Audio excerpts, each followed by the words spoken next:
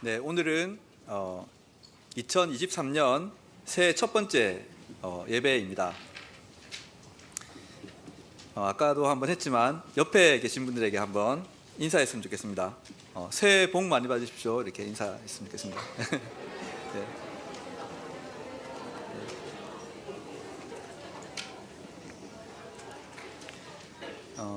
사랑하는 주님의 보배교회 여러분, 모두들 2023년에 새해 주 안에서 복 많이 받으시기 바랍니다. 새해가 되면 우리는 새로운 결심과 또 새로운 목표를 이렇게 세우기도 합니다. 새해에는 공부를 더 열심히 해서 꼭 더 좋은 성적을 받고야 말리라. 새해에는 운동과 다이어트에 성공해서 꼭 예전의 몸매를 되찾고야 말리라. 새해에는 성경을 부지런히 읽어서 꼭 성경 일독을 하고야 말리라. 이런 결심하신 분 있습니까? 이런 목표들은 우리의 의지로 노력하면 진짜 쉽진 않겠지만 그래도 충분히 이룰 수 있는 계획이고 그런 목표입니다. 하지만 어떤 일들은 우리의 의지와 계획만으로는 참 이루기 힘든 그런 일들도 있습니다. 그런 새해 소망들도 있습니다. 새해에는 나 자신이나 혹은 내 자녀들이 주 안에서 꼭 사랑하는 배우자를 만났으면 좋겠다는 그런 소망이나 새해에는 꼭 나 자신이나 내 사랑하는 가족 중 누군가가 병상에서 훌훌 털고 일어나서 건강을 되찾았으면 좋겠다라는 그런 소망이나 이제 새해에는 재정적인 어려움에서 좀 벗어나서 물질적으로 안정을 이렇게 되찾고 싶다는 그런 소망이나 새해에는 꼭 나를 계속 실패하게 만드는 반복되는 그 죄악의 굴레에서 벗어나 영적으로 더 거룩한 하나님의 사람으로 살고 싶다는 그런 거룩한 소망처럼 나의 의지뿐만 아니라 우리 하나님의 은혜와 도우심이 없으면 우리 스스로의 힘으로는 이룰 수 없는 그런 우리의 간절한 소망들도 있습니다. 또한 우리의 개인적인 소망뿐만 아니라 우리나라의 답답한 정치적인 상황이나 또 한국 교회가 맡고 있는 어떤 위기 상황이나 그리고 아직도 끝날 기미가 잘 보이지 않는 러시아의 우크라이나 침공 등 우리가 간절히 기도했지만 별로 변할 기미가 잘 보이지 않는 그런 무거운 그런 문제들도 있습니다. 이렇게 우리의 힘만으로 우리가 이루기 힘든 소망들은 때때로 우리에게 좌절감을 주기도 합니다. 하나님 아시잖아요.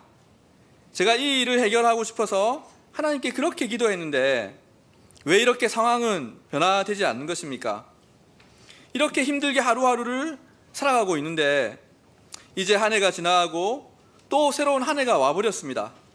하나님 어떻게 해야 됩니까? 왜 이 상황을 좀 변화시켜 주시지 않는 것입니까?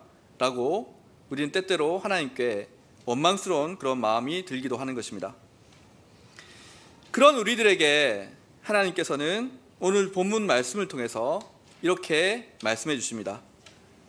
보라, 내가 새 일을 행하리니 이제 나타낼 것이라. 과연 하나님께서 말씀하시는 새 일은 어떤 일을 가리키는 것일까요?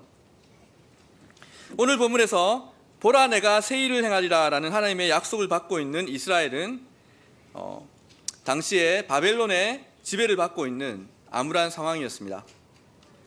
이스라엘의 마지막 왕이었던 시드기야 왕은 바벨론을 배반하고 이집트를 따랐다가 이를 알고 분노한 바벨론 왕 느부갓네살의 공격을 받고 이제 예루살렘 성은 무너졌고 성전은 불에 탔습니다. 그리고 시드기야 왕은 두 눈이 뽑힌 채로 바벨론의 포로로 잡혀갔고 많은 이스라엘 사람들도 함께 바벨론의 포로로 붙잡혀갔습니다. 당시 이스라엘의 절망적인 모습은 시편 137편에 오늘 본문에도 이렇게 암시되어 있지만 시편 137편에 잘 나타나 있습니다. 제가 시편 137편 1절부터 5절 말씀을 한번 읽어보겠습니다. 우리가 바벨론의 여러 강변 거기에 앉아서 시온을 기억하며 울었도다. 그 중에 버드나무에 우리가 우리의 수금을 걸었나니 이는 우리를 사로잡은 자가 거기서 우리에게 노래를 청하며 우리를 황폐하게 한 자가 기쁨을 청하고 자기들을 위하여 시온의 노래 중 하나를 노래하라 함이로다. 우리가 이방 땅에서 어찌 여호와의 노래를 부를까? 예루살렘아, 내가 너를 잊을진대 내 오른손이 그의 재주를 잊을지로다. 바벨론 사람들은 바벨론의 강변에 유람선을 띄워다 놓고 놀면서 악기를 잘 다루고 또 노래를 잘하는 이스라엘 사람들에게 노래를 시켰습니다. 이스라엘 사람들은 자신의 나라를 멸망시킨 적국의 사람들을 위해 노래를 부르고 나면 바벨론의 강변에 앉아서 하나님을 찬양하는 노래를 자신의 원수들의 향락을 위해 연주하고 있는 자신들의 신세를 한탄하며 조국과 예루살렘 성전을 기억하며 울었다는 것입니다. 새해를 맞는 우리의 처지와 상황은 어떻습니까? 혹시나 우리가 감당할 수 없는 여러 가지 주변 환경 때문에 예전에 과거에 행복했던 순간들을 떠올리며 현재의 절망적인 현실 속에서 고통 가운데 계신 분은 계시지 않습니까? 예전의 과거를 추억하며 낙심 중에 있는 이스라엘 백성들에게 그리고 또한 우리들에게 하나님께서는 이렇게 말씀해 주십니다. 우리 다 같이 14절을 한번 읽어봤으면 좋겠습니다. 오늘 본문 14절 말씀입니다. 너희의 구속자여 이스라엘의 거룩한 이 여호와가 말하노라. 너희를 위하여 내가 바벨론에 사람을 보내어 모든 갈대아 사람에게 자기들이 연락하던 배를 타고 도망하여 내려가게 하리라. 아멘. 자, 여기서 연락하던 배라는 말은 이렇게 누구랑 이렇게 정보를 주고받는다라는 그런 의미의 연락한다는 말이 아니라 그들이 즐기던 배, 즉 바벨론 사람들이 배를 띄워놓고 놀던 그 배를 말하고 있습니다.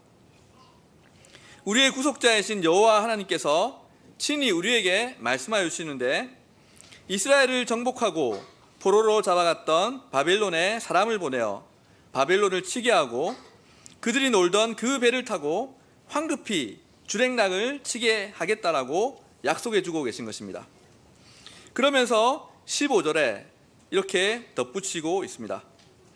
나는 여호와 너희의 거룩한 이요 이스라엘의 창조자요 너희의 왕이니라. 아멘. 낙심하고 있는 이스라엘아, 얘들아, 나를 기억해라. 내가 누구냐면 바로 변함없는 너희 편인 하나님이야. 내가 너희를 친히 창조했을 뿐만 아니라 지금도 너희를 다스리고 보호해주고 있는 너희의 왕이야. 너희들은 내 백성이야. 이 사실을 꼭 기억해 라고 말씀해주고 계신 것입니다. 사랑하는 여러분, 여전히 어려운 삶의 문제들 때문에 변하지 않는 나의 모습 때문에 불안하고 두렵고 낙담하고 계신 분이 있습니까?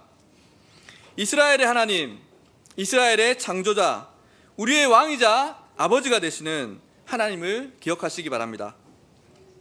집 나간 탕자가 돼지가 먹는 쥐엄 열매조차도 없어서 배를 줄이며 그 비참함 속에서 한 줄기 빛같이 자신의 좋으신 아버지를 떠올렸던 것처럼 우리 곁에는 지금도 우리를 불꽃 같은 눈으로 지켜주고 계시는 좋으신 하나님께서 계시다는 사실을 꼭 기억하시기 바랍니다.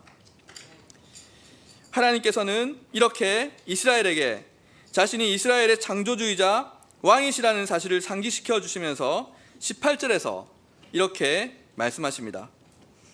너희는 이전 일을 기억하지 말며 옛날 일을 생각하지 말라.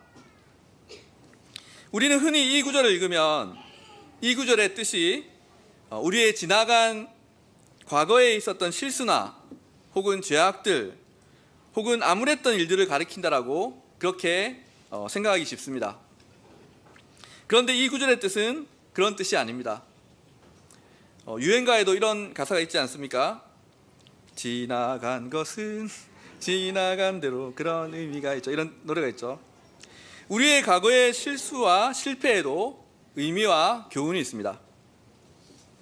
그리고 18절에서 말하는 우리의 이전 일들은 우리의 지나간 과거의 실패가 아니라 오히려 이스라엘의 구원의 역사를 가리키고 있습니다. 이것을 어떻게 알 수 있습니까? 바로 18절 앞에 나오는 16절과 17절을 보면 이전 일이 가리키는, 이 지나간 일들이 가리키는 것이 무엇인지 분명히 나타나 있기 때문입니다. 무엇입니까? 하나님께서 바다 가운데 길을, 큰 물 가운데 지름길을 내고 거기서 적군인 병거와 말과 군대의 용사를 소멸하시고 이스라엘을 구원해 주신 사건은 어떤 사건입니까? 바로 출애굽 사건인 것입니다. 하나님께서 이스라엘을 기적적으로 구원해 주신 이 사건을 가리켜서 오늘 본문에서는 이전 일이라고 말하면서 이스라엘에게 이 일을 기억하지도 말고 생각하지도 말라고 말씀하고 계시다는 것입니다. 왜 이렇게 말씀하시는 것일까요? 첫째로 이 말은 하나님께서 지금 이스라엘에게 계획하고 계시는 새 일이 그 전에 있었던 이 출애굽 사건보다도 더 크고 더 놀라운 일이 될 것이기 때문에 예전 일들은 다시 생각할 필요도 없다라는 것을 다소 이렇게 과장해서 표현하고 있는 것입니다. 그리고 이 구절의 또 다른 의미로는 이스라엘이 지나치게 과거의 성공에만 빠져서 현실을 제대로 직시하지 못하고 있는 것에 대해서 경계하고 있는 것이기도 합니다. 우리에게는 모두 과거에 하나님께서 역사하셨던 은혜의 그런 스토리들이 있습니다. 이것들은 물론 지금도 우리에게 참 귀한 간증거리가 되고 지금도 우리가 신앙생활을 하는 데 있어서 큰 힘이 됩니다. 그런데 우리가 너무 지나간 과거에만 머물러 있고 지금 이 순간에도 우리의 삶 속에서 역사하시는 하나님을 체험하지 못한다면, 또한 우리의 미래에도 새로운 일을 행하실 하나님의 위대한 계획을 기대하지 못한다면 우리의 신앙은 반쪽짜리가 되고 말 것입니다. 과거에 우리와 함께 하셨던 그 하나님은 지금 이 순간 우리의 삶 속에서도 역사하고 계십니다. 또한 우리가 다 알지 못하는 우리의 장래에도 우리와 계속해서 함께 하실 것입니다. Here and now, 지금 여러분이 있는 바로 이곳에서 역사하시는 하나님을 다시금 체험하시는 저와 여러분들이 되시길 바랍니다. 바로 그런 의미에서 하나님께서는 하나님의 새 일에 대해서 말씀하고 계십니다. 다 같이 우리 19절과 20절 말씀을 함께 읽어보겠습니다. 19절과 20절 말씀입니다. 시작. 보라, 내가 새 일을 행하리니 이제 나타낼 것이라. 너희가 그것을 알지 못하겠느냐? 반드시 내가 광야의 길을, 사막의 강을 내리니 장차 들짐승 곧 승냥이와 타조도 나를 존경할 것은 내가 광야의 물을, 사막의 강들을 내어 내 백성 내가 택한 자에게 마시게 할 것임이라. 아멘. 여기서 보라, 내가 새 일을 행하리니 이제 나타낼 것이라 라는 구절은 제가 방금 읽었듯이 한글 성경에서는 미래형으로 되어 있지만 영어 성경으로 보시면 이것이 see, 보라, I am doing a new thing, 내가 지금 새 일을 하고 있다, 이렇게 현재 진행형으로 표현되어 있습니다. 하나님께서 우리 가운데 지금 이미 새 일을 행하고 계시고 있다는 것입니다.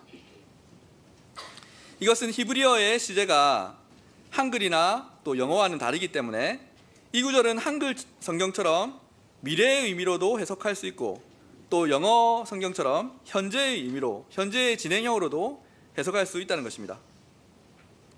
그런데 바로 뒤에 나오는 너희가 그것을 알지 못하겠느냐라는 구절을 보면 하나님께서 이미 새 일을 시작하고 계신다라고 이게 현재 진행형으로 이해하는 것이 좀 더 자연스러운 것 같습니다. 하나님께서 이미 너희 가운데 새 일을 시작하신 것을 너희가 알지 못하겠느냐라고 묻고 있다는 것이죠. 사랑하는 여러분, 하나님께서 우리 가운데 이미 새 일을 시작하고 계십니다. 빌립보서 1장 6절에 보시면 너희 안에서 착한 일을 시작하시니가 그리스도 예수의 날까지 이루실 줄을 우리는 확신하노라 라고 바울이 말하고 있습니다. 하나님께서 우리 안에 이미 착한 일을 시작하셨고 그 일을 그리스도 예수의 날까지 이루어 가신다는 것이죠. 비록 우리의 현실은 그대로인 것처럼 보이지만, 비록 우리의 죄악된 모습은 변치 않는 것처럼 보이지만, 하나님께서는 이미 우리 가운데 가지고 계신 그분의 계획과 새 일을 시작하고 계신 것입니다. 사랑하는 여러분, 이 사실을 깨닫고 기억하시기 바랍니다. 자, 그렇다면 하나님께서 우리 가운데 지금 행하고 계신 그 새 일이 무엇입니까? 그것이 바로 19절에 있듯이 광야에 길을 내시고 사막에 강을 내시는 일입니다.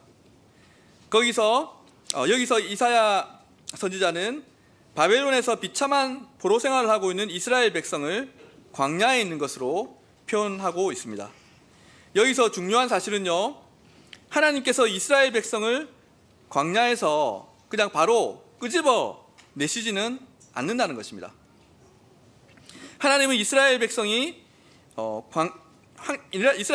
광야에서 그냥 바로 건져내가지고 푸른 초정과 실만한 물가로 바로 이렇게 공간 이동을 시켜주시는 것이 아니라 광야를 계속해서 통과하시도록 하신다는 것입니다.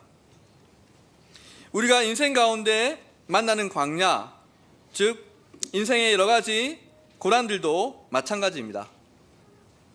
물론 하나님께서는 우리의 고난을 즉시 그냥 끄집어내서 없애버릴 수 있는 그런 능력이 있으신 분이지만, 대부분의 경우에 하나님께서는 우리가 겪고 있는 그 어려운 일들을 바로 그냥 없애주시기보다는 우리가 그 고난을 통과하게 해주신다는 것입니다. 왜 그렇게 하십니까? 광야는요, 우리가 하나님을 더 깊게 만날 수 있는 장소이기 때문입니다. 사막에 사는 유목민인 베두인들은 광야를 신의 소리를 듣는 곳이라고 말합니다. 성경에도 보면 광야에서 하나님을 만난 사람들이 참 많이 있습니다. 살인을 하고 도망쳤던 모세는 40년 동안의 광야 생활을 통해서 온유한 사람으로 변화되었고, 떨기나무 불꽃 가운데서 나타나신 하나님을 만났습니다. 사라가 이삭을 출산한 뒤에 사라로부터 쫓겨나게 된 하갈과 어린 이스마엘은 브엘세바 광야에서 물이 떨어져서 두려움과 서러움 속에서 울고 있었을 때 하나님께서 그 울음소리를 듣고 나타나셔서 그들을 위로해 주셨고 그들에게 샘물을 마시게 해주셨습니다. 시편 63편 1절에서 다윗은 유다 광야에 있을 때 하나님이여 주는 나의 하나님이시라, 내가 간절히 주를 찾되 물이 없어 마르고 황폐한 땅에서 내 영혼이 주를 갈망하며 내 육체가 주를 앙모하나이다 라고 노래하며 주의 인자하심이 생명보다 나음으로 내 입술이 주를 찬양할 것이라고 고백했습니다.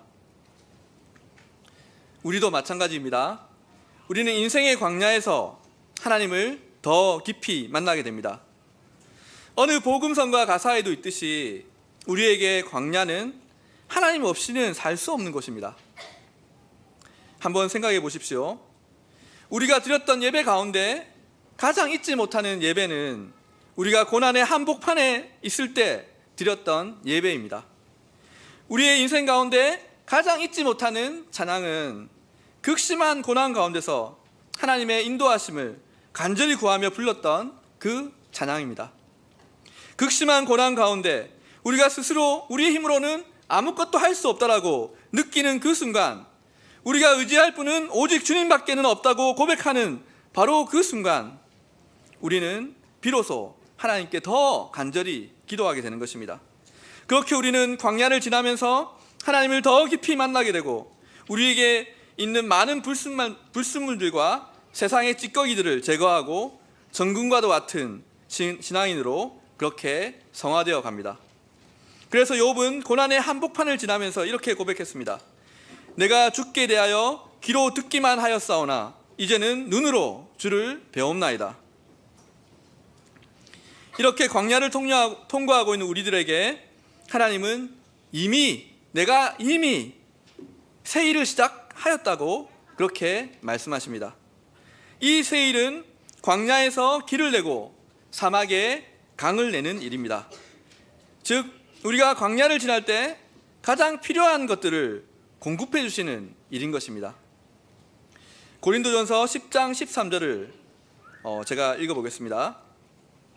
사람이 감당할 시험 밖에는 너희가 당한 것이 없나니 오직 하나님은 미쁘사 너희가 감당하지 못할 시험 당함을 허락하지 아니하시고 시험 당할 즈음에 또한 피할 길을 내사 너희로 능히 감당하게 하시느니라.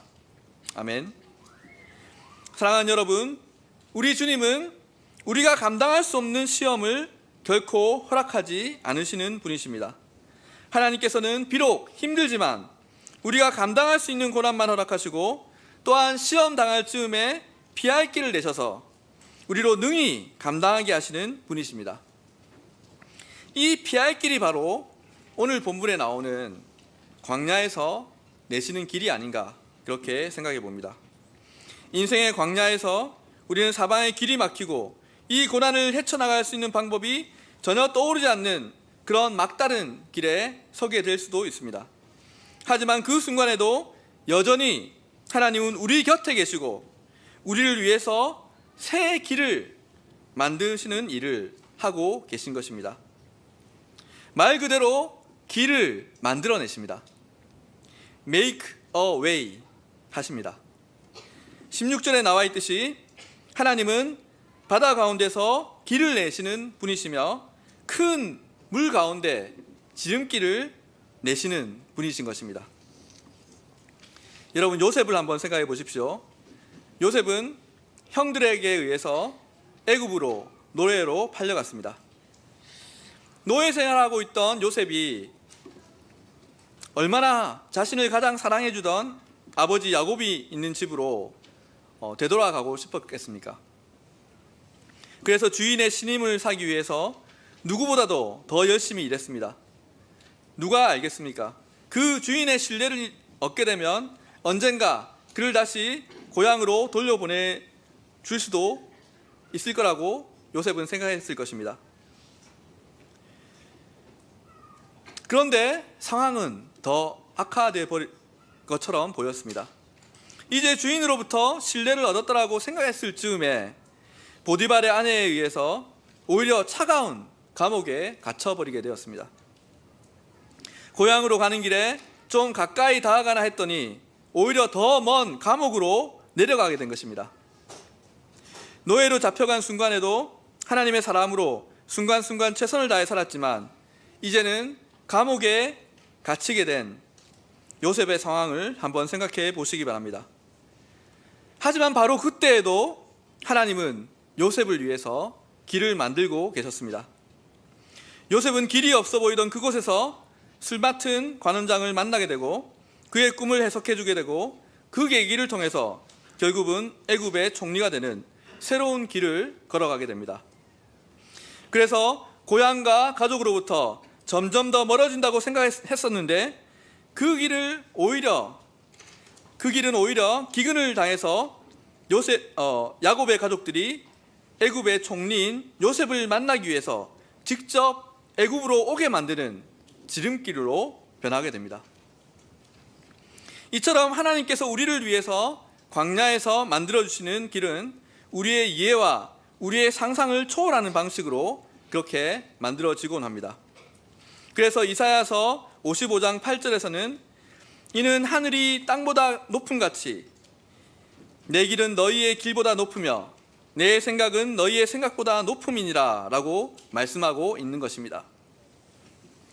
바울도 로마서 11장 33절에서 깊도다 하나님의 지혜와 지식의 풍성하며 그의 판단은 헤아리지 못할 것이며 그의 길은 찾지 못할 것이로다 라고 고백하고 있는 것입니다.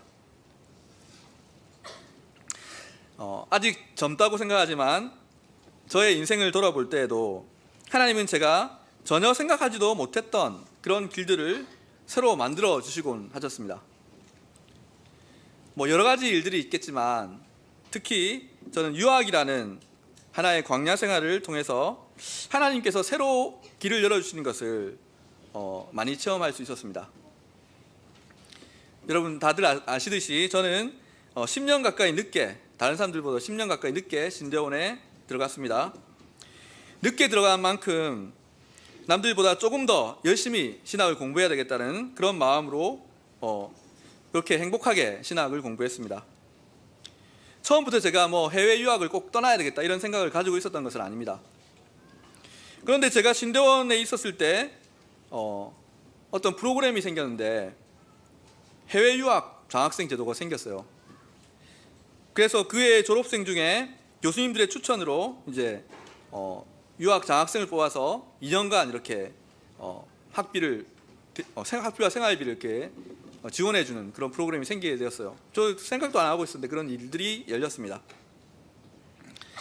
그래서 제가 졸업한 그 해에 교수님들의 추천으로 이제 해외 유학 장학생으로 뽑혀서 한국 나이 40에 처음으로 미국 땅을 밟게 되었습니다. 제가 뭐 이런 걸 제가 상상했겠습니까? 저 같은 이공계 출신이 또 늑다리, 남들도 한참 나이 많은 그런 유학생이 영어를 잘하면 얼마나 잘했겠습니까?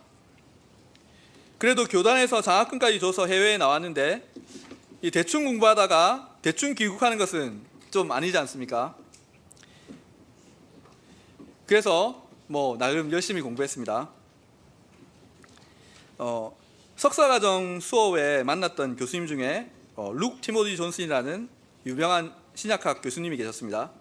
그런데 이분이 학생들에게 학점을 짜게 주시기로 유명한 분이셨습니다. 이분이 학생들에게 항상 하시는 말씀 중에 이런 말이 있었는데 B is best. B 학점이 최고다. 학점을 짜게 주시니까 너희들은 내 수업에서 B만 받아도 정말 잘한 거야. 이런 말씀을 항상 하셨습니다. 그런데 이제 유학 나가서 이제 박사과정에 진학하려면 막 성적표에 B가 있으면 좀 힘들지 않습니까? 그래서 이분 수업에 내는 첫 번째 페이퍼를 정말로 심혈을 다해서 막 진짜 뭐 젖먹던 힘을 다해서 이렇게 최선을 다해서 썼습니다. 그리고 며칠 후에 이제 페이퍼를 딱 돌려받았는데 거기에 B 딱 적혀 있었습니다. B를 준 이유도 그 옆에 딱 친절하게 설명이 되어 있었습니다. 네 페이퍼는 논문인지 설교인지 모르겠다. 근데 주변에 미국인 학생들의 한번 그 페이퍼를 살짝 이렇게 보니까 C와 D가 수두룩한 것이었습니다. 하지만 계속 이제 B만 받으면 제가 이제 뭐 박사과정 진학은 못했겠죠. 그래서 그 다음번 페이퍼는 이제 설교문 같이 보이지 않도록 또 열심히 이렇게 작성을 해서 제출을 했는데 다음에는 어떤 점수를 받았을까요? 예, 94점 A 딱 적혀 있는 것이었습니다. 그리고 그냥 짧게 잘 작성했다 이렇게 딱. 결국 저는 그 B도 받기 힘들다는 그 수업에서 좋은 성적을 받았습니다. 용기가 생겨서 다음 학기에도 그 교수님의 수업을 또 듣고 그 다음 학기에도 또 들었습니다. 저는 미국에 있었을 때는 대륙을 건너서 영국으로 갈 거라고는 생각을 안 했습니다. 그래서 이제 박사과정 진학하기 위한 지원을 할 때 미국에 있는 학교들 다 이제 쓰고 하나쯤은 이제 당시에 제일 유명한 신학학자가 이제 톰 나이트라는 분이 영국에 계시니까 그래도 내가 또 좋아하는 학자기도 하고 하니까 그냥 한번 써보자. 뭐 설마 나를 뽑아주겠나 이런 그렇게 큰 기대는 안 하고 그냥 적어서 한번 제출을 해봤습니다. 그런데 어느 날 그 답장을 딱 받았는데 저를 학생으로 받아주겠다는 말이었고 그것도 그 학교 개교 600주년 기념 장학생으로 뽑아서 박사과정 학비를 모두 면제해 주겠다는 그런 내용이 있었습니다. 나중에 알고 보니 이것이 바로 B is 베스트라고 말했던 그 룩 존슨 교수님이 이렇게 추천서를 너무 잘 써주셔서 가능했던 일이었습니다. 제가 이제 뭐 박사과정 지원 추천서를 이렇게 부탁드리면 룩 존슨 교수님은 아주 귀찮은 듯이 어떨 때는 그냥 진짜 메일에 done 보냈어 이렇게 그냥 되게 귀찮다는 듯이 이렇게 하셨는데, 제가 어느 날 이렇게 지원하다가 어떤 시스템의 오류로 그분이 저를 위해서 써줬던 추천서를 우연히 그냥 원래 의도치 않게 읽게 됐어요. 그런데 보니까 와, 이게 수업 시간에 있었던 그 사소한 일 하나하나까지 이렇게 세심하게 적으셔가지고 제가 그 추천서를 보다 거의 울 뻔했습니다. 그렇게 이제 영국으로 건너가서 꽃길만 걷게 될 줄 알았습니다. 그런데 또 영국에서 이렇게 박사과정을 시작해보니까 그 과정이 또 녹록지 않더라고요. 톰 라이트 교수님이 참 존경할 만한 학자이시고 또 목회적 마인드도 동시에 가지신 분이신데 학생 지도에 있어서는 좀 아쉬운 부분들이 많이 있었습니다. 뭐 자세한 이야기는 제가 다 드릴 수 없겠지만 우여곡절 끝에 저는 스코틀랜드에 있는 학교에서 다시 잉글랜드에 있는 학교로 옮겨서 박사과정을 진행하게 되었습니다. 그 과정이 쉽지만 않았겠죠. 이게 완전히 또 새로운 것을 시작해야 되니까요. 제가 전혀 계획하지 않았던 일이었습니다. 그런데 이제 더러움으로 와서 또 이제 존 바클레이 교수님과 또 얀 도콘이라는 새로운 교수님들을 만나보니까 이 더러움으로 내려오게 된 것이 오히려 더 잘된 일이구나라는 것을 알게 되었습니다. 그리고 원래는 전혀 계획이 없었는데 그곳에 한인교회에서 담임 목사님이 한국으로 들어가시면서 그 교인들이 오셔가지고 저보고 이제 목회까지 좀 해달라고 이렇게 요청을 하는 것이었습니다. 그래서 그곳에서 학업과 병행해서 한인 목회도 같이 시작하게 되었습니다. 전혀 저의 계획에 있지 않았던 일들이었습니다. 또 학교를 이제 옮기게 되면서 재정적인 그런 부담이 생기게 됐으니까 그건 어떻게 할까 또 걱정이 됐었는데, 한국에 있는 어떤 교회에서 또 추가적인 장학금을 받게 됐습니다. 심지어 그 교회는 제가 속한 고신교단 교회도 아니었습니다. 그 교회는 한국에서 제일 큰 교단 소속 교회인데요, 그 교단에 속한 많은 유망한 신학생들을 제쳐두고 타 교단에 저 같은 늑다리 신학생에게 그 교회 장학금을 주기로 결정한 것입니다. 제 입장에서는 하나님의 인도하심과 은혜로밖에, 새 길을 만들어주시는 하나님의 일로밖에 생각되지 않는 그런 일들이었습니다. 이렇게 한인교회 목회와 또 박사과정 공부를 마치고 한국으로 이제 돌아오게 된 지 이제 딱 1년이라는 시간이 지났습니다. 광야 같은 유학생활 가운데서 제 아내와 또 세 어린 자녀들과 함께 겪었던 그런 하나님의 인도하심을 말씀드리자면 지금도 이미 길게 말씀드렸지만 아마 밤을 새서 말해도 모자랄 것 같습니다.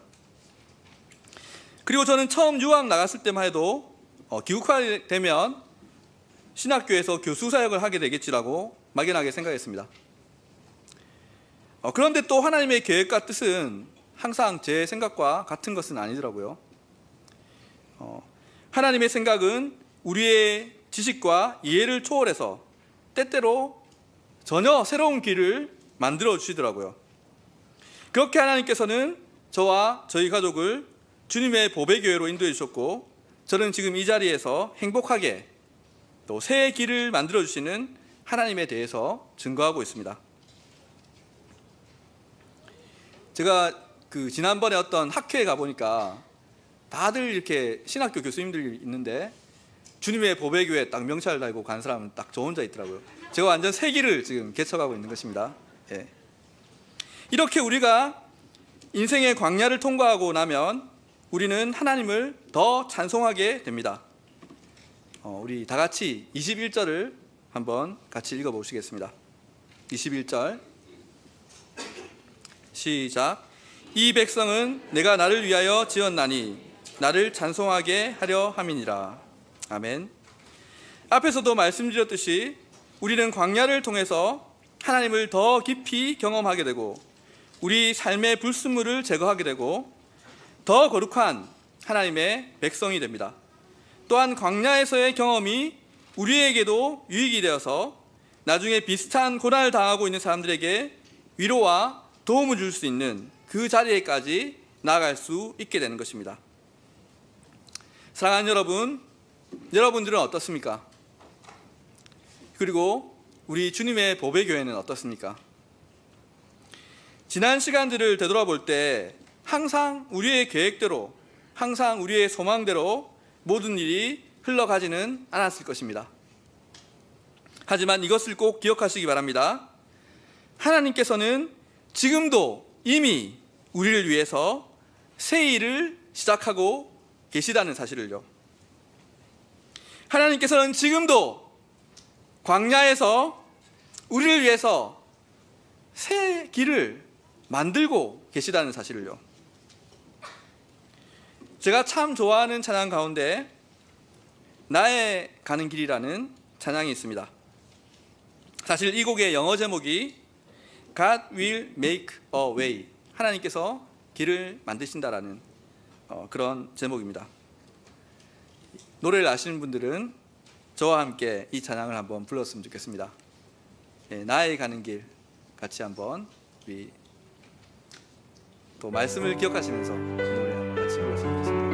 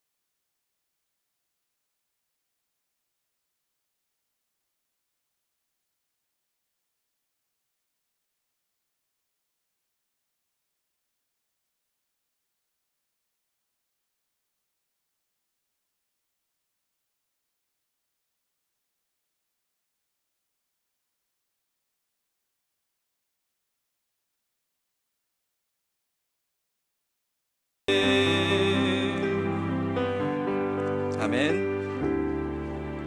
광야에서 길을 만드시고 사막에 강을 만드시는 하나님께서 2023년 새해에도 우리의 삶 속에서 우리가 상상도 하지 못하는 놀라운 축복의 새 일들을 행하실 줄로 믿습니다.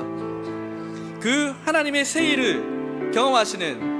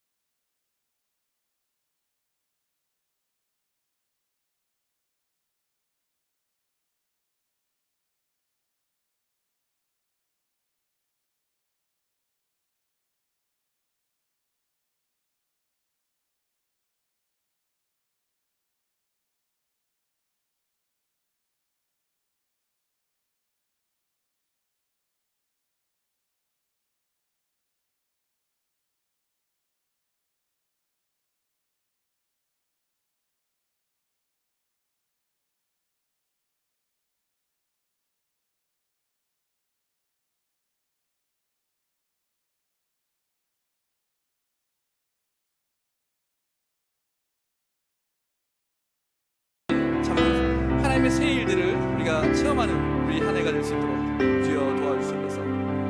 하나님,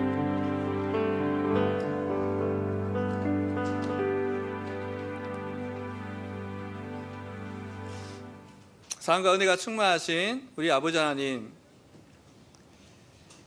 광야와도 같은 우리 인생의 길에서 때때로 참 힘들어서 하나님 어디 계십니까? 라는 그 고백이 나오기도 하는 하나님, 그 광야 같은 우리의 인생길에서 우리와 언제나 함께 해주시고 지금도 우리를 위해서 새 길을 만들어주고 계신 주님께 진심으로 감사드립니다.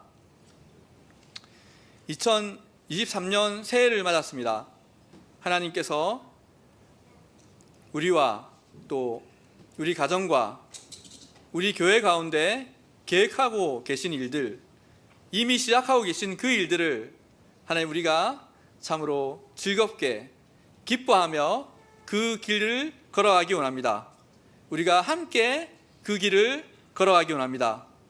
하나님께 감사하면서 참으로 하나님의 함께 계심을 체험하면서 주님께서 만들어주신 이 새 길을 우리가 기쁨으로 걸어갈 수 있도록 주여 도와주십시오. 혹시라도 지금도 인생의 광야 속에서 참으로 힘들어서 아버지께 하나님 어디 계십니까? 라는 그런 고백이 나오는 그런 어려움 속에 있는, 고난 가운데 있는 우리 주의 백성이 있습니까? 하나님께서 찾아가 주셔서 위로해 주시고 하나님께서 새 길을 만들어 주시고 하나님께서 참으로 광야 속에 함께 하시는 그 주님이라는 것을 체험할 수 있도록 주여 그분 가운데, 우리 가운데 함께하여 주십시오. 참으로 우리가 함께 이 길을 걸어가기 원합니다. 주님께서 행하실 새 일을 기대합니다. 주님께 참으로 감사하며 이 길을 갈 수 있도록 주여 도와주십시오. 감사함 드리고 이 모든 말씀 우리 구주 예수님의 이름으로 기도드립니다. 아멘. 지금은 우리 주 예수 그리스도의 은혜와 아버지 하나님의 사랑과 성령의 교통하심이 새해를 맞은 우리 주님의 보배 교회 가운데 주님의 새 일을 기대하는, 이미 시작하신 그 일을 체험하기 원하는 우리 주님의 보배 교회 사랑하는 모든 성도들 가운데 지금부터 영원토록 항상 함께 하실지어다. 아멘.